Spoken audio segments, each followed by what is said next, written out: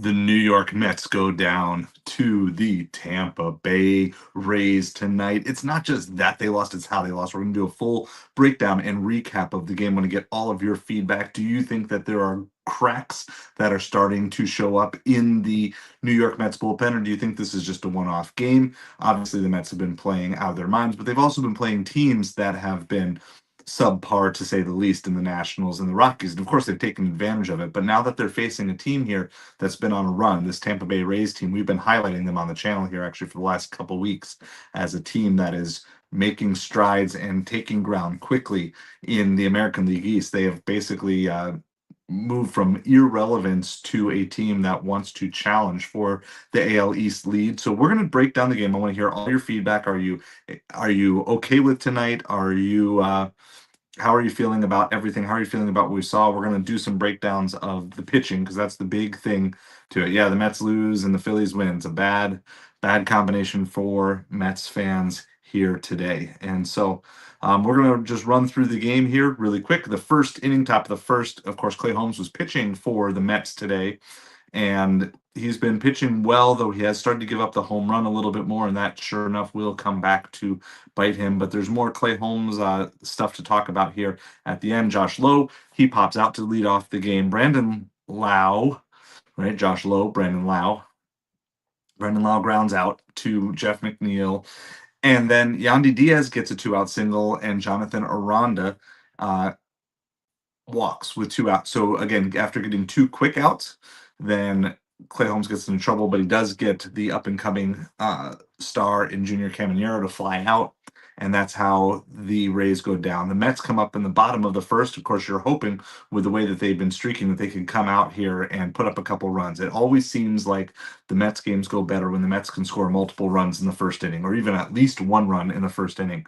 But tonight, Lindor singles to lead off the game, which is exactly what you want. Nimmo strikes out, Soto strikes out, Pete Alonso strikes out. So kind of like, yeah, we got the leadoff single, but it was just 3 strikeouts in a row of your 2, 3, and 4 hitters. Definitely not what you want to be seeing here, especially in the first inning, especially when you know you're going against a pitcher who's got kind of built this reputation of being a bit of a tougher pitcher. At the top of the second, Jake Magnum grounds out, Jose Caballero strikes out, and Cameron Misner, hopefully I said that right. He flies out. So a nice, easy 1-2-3 inning for Clay Holmes there. But in the bottom of the second, McNeil grounds out. Marte singles. Marte was definitely the hitting star of the day for the Mets. By far, he was the only consistent offensive threat that the Mets had throughout the game. But then Tyrone Taylor grounds into a double play that ends that little bit of a threat. So again, Mets getting runners on base, but just not able to do anything with it over the first couple of innings. In the top of the third, Danny Jansen grounds out, Josh Lowe grounds out, Brandon Lau singles, again, the 2-out hit. So that does seem to be a small thing that has been plaguing Mets pitchers a little bit, is just not always being able to put away a team after getting the first 2 outs and kind of lengthening the innings.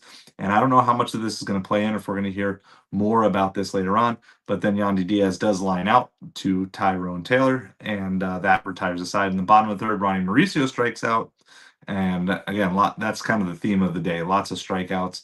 Alvarez lines out and Lindor lines out. Again, 1, 2, 3. In the top of the fourth, Jonathan Aranda. Again, he is one of the players who has been powering this surge by the Tampa Bay Rays. Sure enough, he homers. Sure enough, Clay Holmes gets hit with the home run bug once again, and then follows up with Junior Caminero walking. Now, there was a great play there that Caminero was caught stealing. The Rays are one of the best base stealing teams in baseball, and the Mets are one of the best teams at defending the steal in baseball. So that did help there. Jake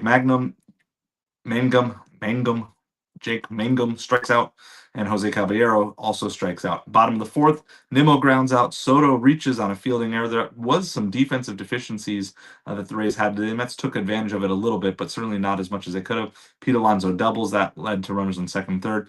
Jeff McNeil walks. And then Starling Marte, he singles to score the first run.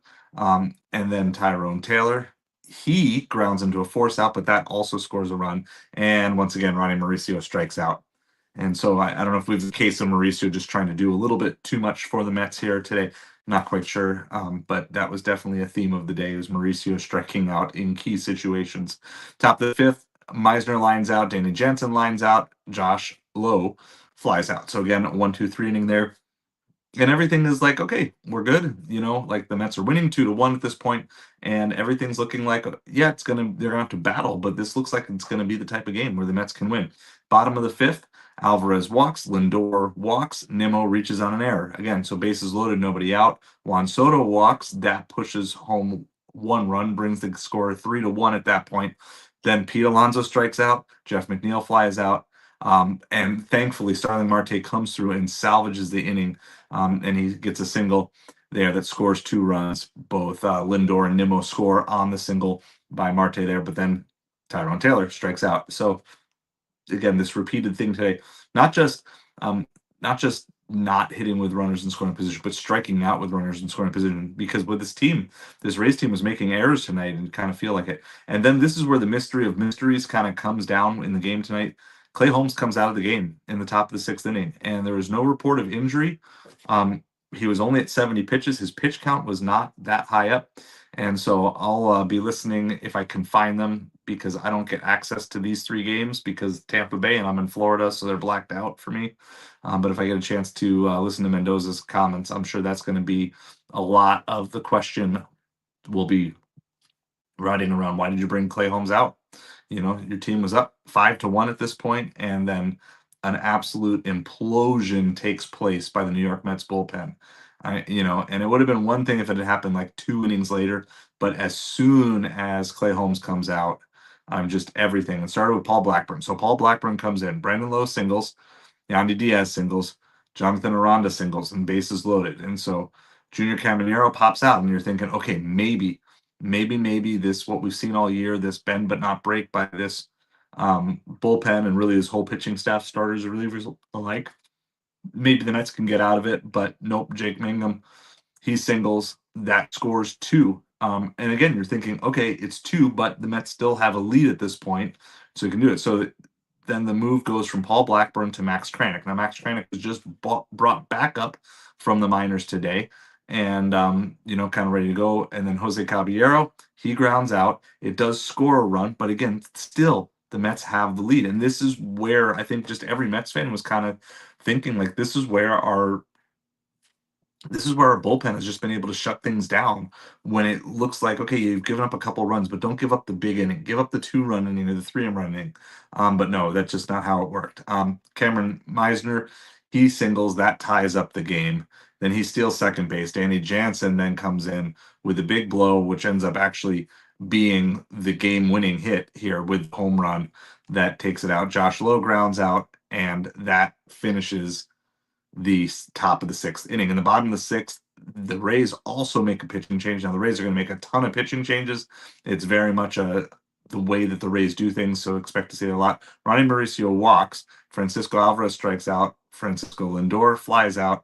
Brandon Nimmo, after another pitching change to Garrett Clevenger, then Nimmo strikes out. So again, this idea of strikeouts happening at all these times when the Mets are needing hits. Top of the seventh, Brandon Lowe walks. Yandy Diaz strikes out. Jonathan Aranda again gets another hit in here. He has absolutely been powering this Rays team. Junior Caminero, he flies out to right center field. Jake Mangum lines out to center field, and that retires that. Then the Mets have coming up in the bottom of the seventh who you want at this point. Soto, Alonso, and McNeil are due up, and Soto leads off with a single. Pete Alonso gets hit by a pitch after almost being hit by a pitch earlier in the game. He gets hit by a pitch. Then Jeff McNeil, he grounds out, but he is able to advance both the runners. So again, this is a good thing here. Obviously, you want a base hit in that, but at least he advances the runner. And then the one guy that you really want, because he's the one guy who was hitting well all day, Starling Marte comes to the plate, but then he strikes out. Then Brett Beatty walks, and then Ronnie Mauricio flies out. And I feel bad for Ronnie because he was just in the middle of so many opportunities today, and he pretty much missed all of them. He was 0 for 4 with when he had opportunities to have runs scored in the game. Then there's a bunch of defensive switches, and then Justin Garza comes in to pitch. He's one of the newer guys that we just traded for, and Garza actually does pretty well today. Caballero gets a leadoff single, but Meisner pops out, Danny Jansen pops out, and Josh Lowe lines out, and so that retires the Rays here in the top of the eighth. In the bottom of the eighth, again, you're getting back around to the top of the lineup. So you're feeling like, okay, we got a good shot. You're going to get to see everybody between the eighth and ninth, all of the top of your order. Alvarez reaches on a fielding error. Again, just so many fielding miscues by the Rays today. And I think that's going to just be a part of this that really hurts. Is like, because I don't think this is normal for the Rays to have this many fielding errors, but the Mets just couldn't take advantage of it. But Lindor strikes out, Nimmo strikes out, Juan Soto flies out. And that's how it goes. Like there's 1, 2, and 3 hitters. Of course, that leaves Pete leading off for the bottom of the ninth, which we'll get to shortly in the top of the ninth. Just continuing on here, Brandon Lowe singles again, leadoff singles. Yandy Diaz has a single as well. Jonathan Aranda, he flies out, and then Junior Caminero does ground in the double play to get the Mets out of the inning. But it was just too much traffic on the base paths for the Rays all day, and then the Mets not being able to do anything with the traffic on the base paths that they were able to generate. So the Mets did have base runners, not always, from hits, but from getting hit by pitches and sloppy fielding and different things. They had opportunities and they had runners, and they just didn't do anything with it. The pitching change in here for the bottom of the ninth. Pete Fairbanks comes in for the Rays. Pete Alonso pops out. Jeff McNeil does get a single. Starling Marte walks. And then you're starting to believe this is feeling like, okay, this is the type of comeback that this Mets team can make and have some confidence. Brett Beatty grounds into a fielder's choice, force out.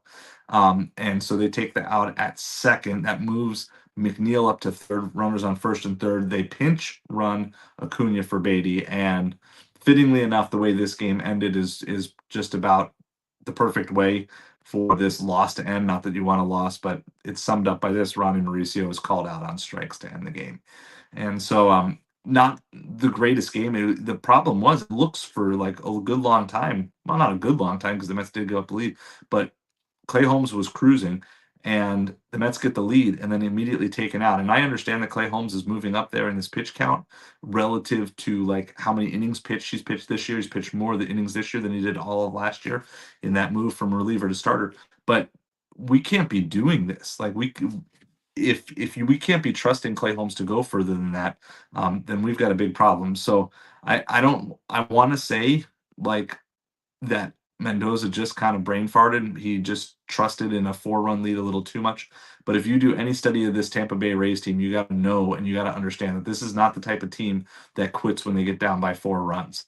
Okay, this is a team that's going to fight and battle and scratch no matter what. And I certainly hope that there's nothing wrong with Clay Holmes. And I certainly hope that this is not anything that we're ever going to see Mendoza do again. But I wanted to pull up his actual pitch count here. If I can find it really quick, I'll throw it on the screen here too. Let's do this, present. By the way, I'm trying the stream slightly different today. So I'm doing the sideways stream on my phone, but I'm still doing things on the computer. So hopefully it gives you guys a better camera picture, and hopefully the audio is better or at least just as good as what it normally is, but a much clearer picture for everything else that we have on. Let me make sure I have the right page here. All right. Ooh, that's a little too small. Let's do this. I don't know, maybe not. All right, we're just going to do this. We'll kind of roll through it here. The pitch count. So I don't know if you guys are going to be able to see it, but Clay Holmes, he pitched 79 pitches. It's right here where the mouse is on the screen. And sometimes, there you go, 79 pitches. So I don't understand, unless there was a specific reason why that you would take Clay Holmes out of the game after 5 innings. Like, I understand you want to protect him, but you just can't trust this bullpen to take on 4 innings, no matter how well rested they are, unnecessarily. There's just 0 point. It's putting extra work on the bullpen. If they were up by 8 and you were trying to get some extra rest for Clay Holmes, that's perfectly fine.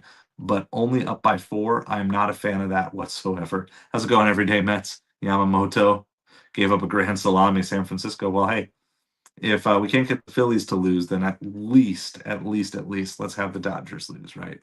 That's the ideal.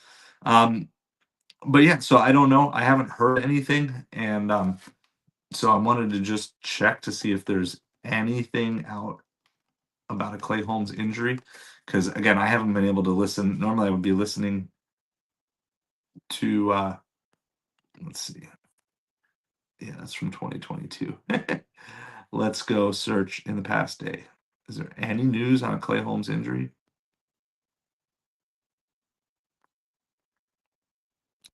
So I don't know if any of you have heard anything about a Clay Holmes injury. I would love to know. So the good news is this: is that if it was not a Clay Holmes injury and it was just a Mendoza brain fart, then okay, fine. And I would not have had a problem if you bring Clay Holmes out that inning and he's struggling and he lets a couple leadoff runners on, then you might have to go to the bullpen. But overall, yeah, like I don't understand. So I just Mendoza's going to have his reason why he wanted to take him out, and it's just I'm just like, are we going to hear about something tomorrow or something? I know 79 pitches, and I don't understand why. And that was the game. Basically all the Rays' primary damage, 6 runs scored in 1 inning. Mets scored 5 for the game. Of course, the Rays had scored 1 earlier, but Mets just simply couldn't do it. And even when they gave up the lead, they just couldn't hold it. It was just a bad performance, and it was a poor performance by Paul Blackburn, Max Kranick, um, and honestly, I mean, Ronnie Mauricio had a rough game today, guys. It's really bad. He had the one walk to lead off, but 3 strikeouts, and it was not looking great. I definitely think that there's a chance that Ronnie could head back to AAA when Vientos is ready. I'd love to have him up, but you just can't have a guy striking out. He had 3 situations today where he could have put the ball in play, and just even putting the ball in play with the way that the Rays were playing defense. I just like the number of strike. How many strikeouts did the Mets have today? It was bad. Like I said, it was just not a. The Mets struck out 13 times today. That's just really high. The Rays struck out 4 times. The Mets struck out 13 times. Mauricio 3 times, Nimmo 3 times, Alonso twice. Now, here's the thing. The Mets are still easily leading the NL East. I'm not in panic mode, but I do think that this goes and shows the need that this is why you're going to keep seeing the Mets tweaking their bullpen until Stearns is happy with what he has going into the postseason, because this bullpen has highs and it has lows. I definitely think that I'm gonna do that. Yeah, yeah. So the Mets runs are unearned, but on the it doesn't matter, in the one sense because they're unearned in one way. No, is it? No, they're not. They're not unearned. At least not according to the box score. It says Blackburn was credited for 4 earned runs and Kranick for 2. So it wouldn't really change my mind just because of how they pitch. But at least according to the box score, everyday Mets, they're crediting them as earned runs. Yeah, because there was no official error charged to the Mets. So, they're just saying the ones the Mets scored. Sorry, I'm tired. Got it. Yeah, no, exactly. And the Mets could have scored a lot more. Yes, sorry, I totally misread that. Eyes are going buggy. It's getting late. Yeah, all 5 runs that the Mets scored were unearned today. And and again, if it wasn't for Starling Marte coming through, they probably could have scored like 2 today. The hitting was not there. I'm just going to chalk it up to a bad game. And honestly, I always feel like if you're going to have a bad game, you might as well have a bad game all at once, right? You might as well just Mendoza messed up. Mauricio had a bad game. Nimmo had a bad game. The Tampa Bay Rays tried to give it to us with the errors. Yeah, no, their fielding was atrocious, and that's why the 13 strikeouts I think hurts even more. Because if you could put a handful of those balls in play, maybe those turn into errors as well. Because it does tend to be a thing that when a team starts committing errors in a game, they tend to keep committing errors in the game. So, yeah, no, I mean overall, this game easily could have been, um, you know, this could have been a 2-1 loss by the Mets as well. There are definitely worlds where the Mets could have given up a couple runs here and only scored 1, but yeah, it was a weird game. I'm kind of glad that I wasn't actually live streaming it.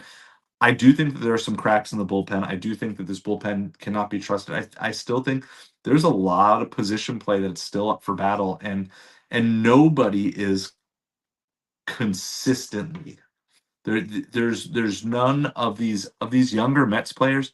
None of them are consistently stepping up every single game or most every game. Beatty gets streaky hot and then streaky cold. You know, Acuna has days where he can hit really well, and then his hitting kind of disappears for chunks of time. Mauricio, he hits the power into one, and then he strikes out like crazy.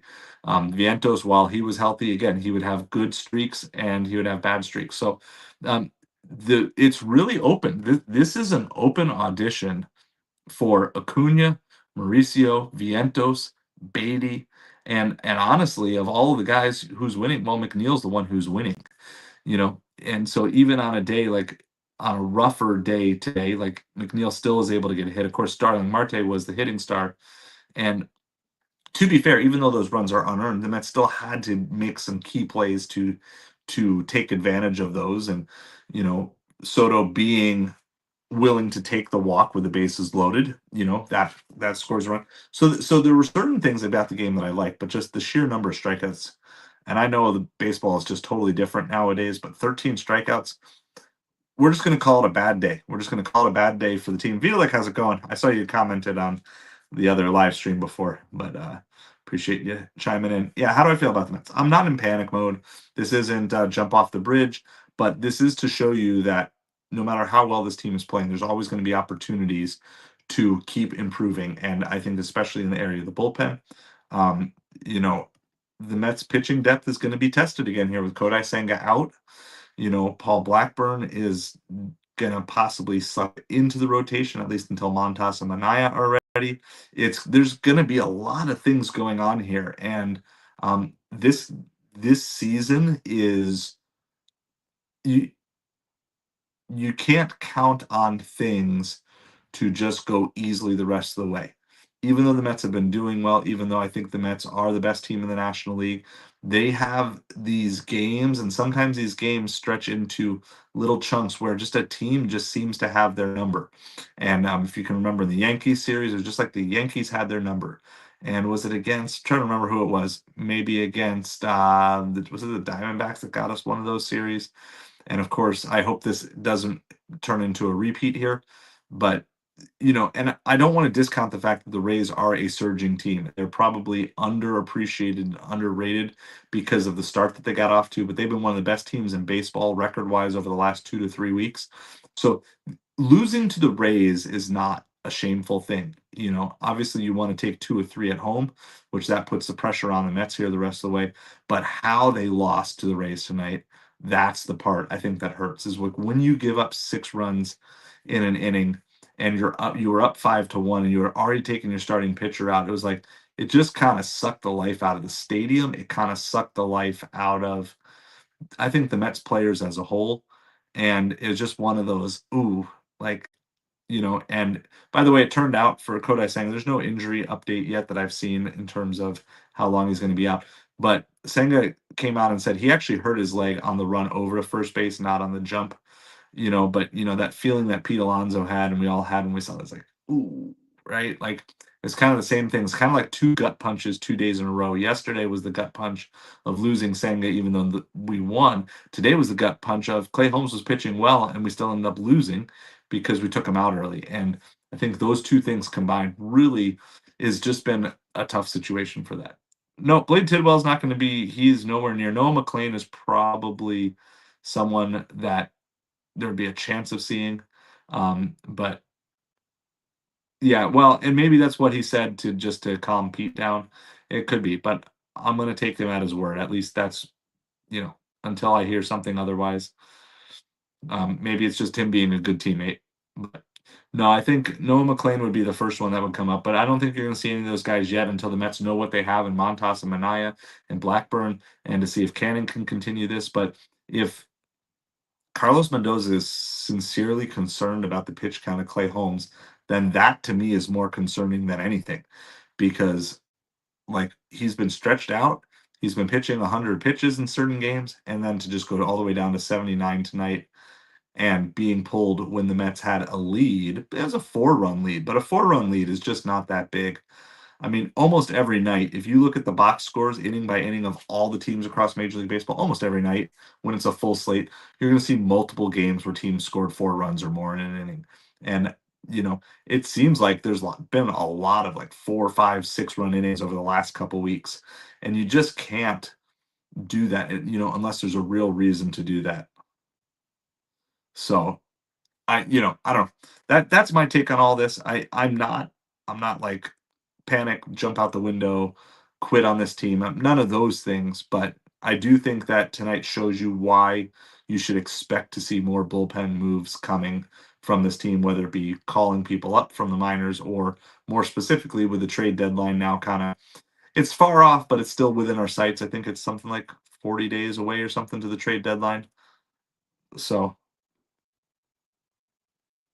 okay. All right. Thank you for that update, Everyday Mets.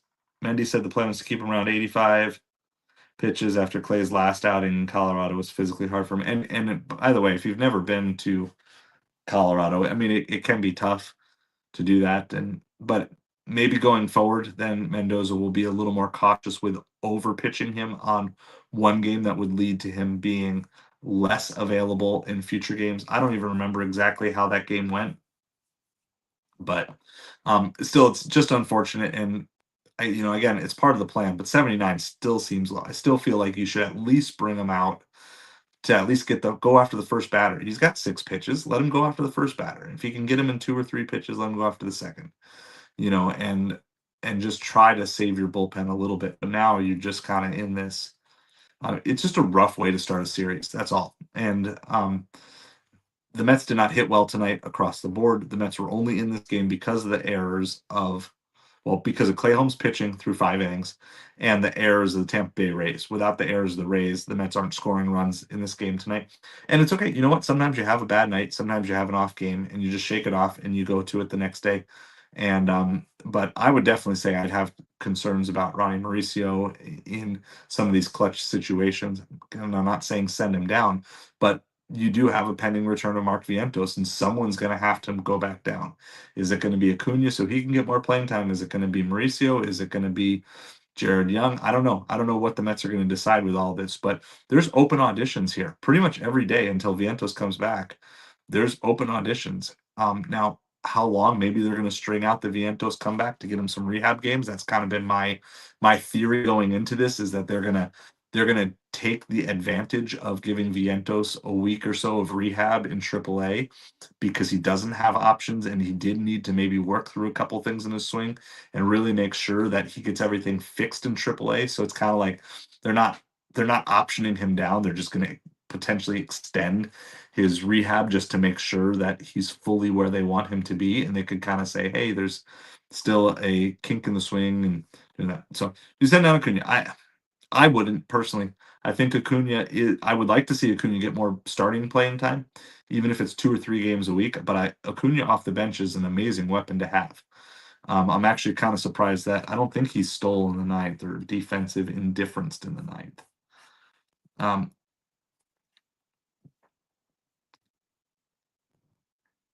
no, it doesn't say anything that he went to second. So even with Mauricio striking out, I'm kind of surprised Acuna didn't at least try to go for second there.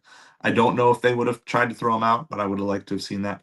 No, I personally, and again, my opinion means nothing, and you're going to find Mets fans have a bunch of different opinions. Um, Probably would want to send Jared Young down, but only in the context of getting these younger Mets players more time in the field. And I continue to beat the drum of I like McNeil as the primary center fielder. There's probably McNeil doesn't want to be there every day, so um, he probably wants to play some second base as well. He just probably doesn't want to be in center field every single day. But I would love to figure out a way to get more starts. I don't, I know it's like impossible to pull Lindor off the field. I don't know if you could DH Lindor every once in a while. So you could do a Beatty, Acuna, Mauricio, or a Vientos, Mauricio, Beatty, whatever combo lineup. These guys need reps, and they need reps at the highest level. They've mastered the AAA level. They need reps at the highest level, and it's just really hard. Which again, is that going to lead to one of these guys being traded? I guess that remains to be seen. Yes, former Mets pitching for the Rays tonight. Uceda, Orzi, and what was the last one? Bolser. Yeah, and I think that's actually a good sign. 'Cause obviously we know the Rays are good at finding pitching talent and making the best of it. Um, but it's also a good sign that these guys, even if they didn't catch on with New York, it means their foundationals were good. It means the scouting that brought them to the Mets organization in the first place is good too. And even if they didn't necessarily catch on in the past, and even though was it Uceda had like a rough couple of starts, or not starts, but appearances last year, and there's probably that revenge factor, and they're just going for it and stuff. So it's like I kind of want to just take up everything. It's Friday night, take up the whole game, ball it up, and say, okay, Starling Marte had a good day, and Clay Holmes is fine. He's not injured. He's fine. He just needed to have a lighter workload tonight, and we just move on with it, and we just go towards tomorrow, because I don't think this is a panic thing. I don't think this is any of these things. But yeah, Lane, the questions. That's going to be the question. What are the Mets going to do when Vientos comes back? Someone's coming. Someone's headed down. I think they're going to hold off on bring Vientos back until they're really ready.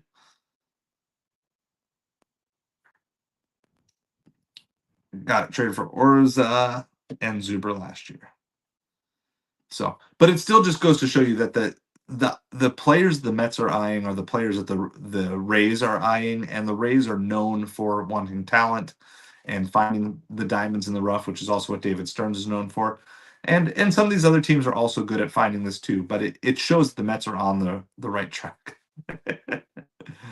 So it'll be interesting to see if the Mets do make any moves before the game tomorrow. With Kranick just coming back up, and I think Blackburn is set to start in a couple of days. I think this was like his intermediate thing, but I don't know. I think the Mets are going to just keep searching for trade options, and they're going to be patient because there's no reason not to be patient. But that's what we got. So Mets lose. It was not a pretty game. It started out pretty, and then it ended out pretty ugly. So that's what we have. But I know you guys have said you want to do a few more post game report things, and this is kind of a good time to practice this over the next day or two, because I don't get the Rays games because I am in the blackout zone for Rays and Marlins. So it's better opportunity for me to do a recap like this than a live stream like what we've done. So as always, please hit that like, hit that subscribe if you want to support the channel. Keep more of these lives going. You can join the Patreon, patreon.com/MetropoliFins. Not only do you support this channel and join a growing community, but you also get early access to some of our long form videos.